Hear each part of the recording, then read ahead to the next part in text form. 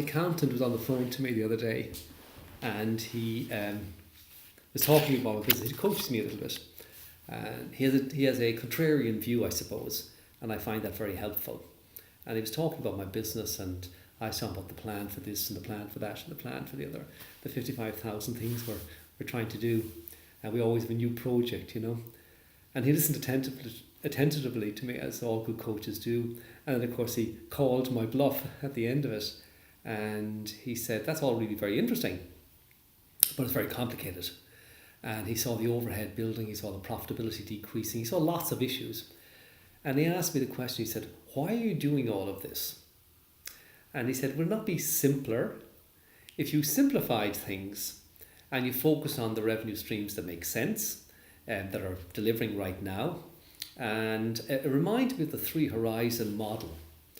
And I think in my own business, I got the 3 horizons out of kilter, if you wish.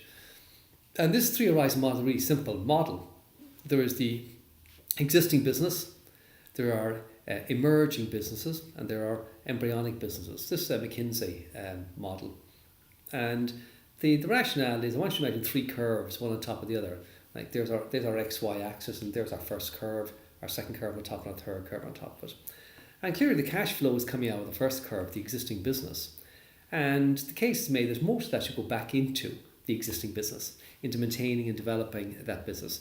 A certain amount should go into the emerging business, a business that has the potential to replace the business that you're in right now in a reasonable timeline, or to be as big or as good as them. And then a little bit should go up into embryonic business. These are projects, things are exploring, research and so on, that have potential maybe sometime in the future. Most will die, some might turn into something. But there needs to be a ratio between the 3 of them. And you need to keep, and people who don't keep this ratio correct end up in trouble. So if the focus is all on the future, you run out of cash in the present. If the focus is all on the present, you have no future, and so on. You can work it out for yourself. And I think I got it a little bit wrong in my own business. So we simplified and we rationalised and made some changes to what we're doing. We just focused on the things that are making money, the things that our clients want, and all of a sudden the business, the P&L was back on a solid ground, and we had resources to invest in the emerging and embryonic. So keep this idea in your head of the existing business, the emerging business, the embryonic business, and there is a ratio between the 3. There is a relationship between them, and the amount of money that goes back in, the amount of effort goes into each one. And if you get that relationship out of balance, you end up with problems now or in the future, depending where the out of balance is. So there's my thought for you for today, my little insight for you today.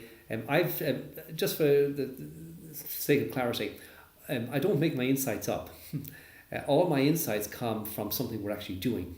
A real life experience, something that's happening in our business, in our relationships, in my life right now. And I just take something that strikes me and say, that's interesting, I've learned something there, and I share it with you. So I'm sharing it with you, please share it with others. Share, like, subscribe. I like doing this, as I said many times, and I want to leverage this. I want as many people as possible to see this stuff. So please share it, please like it, please subscribe. Thank you.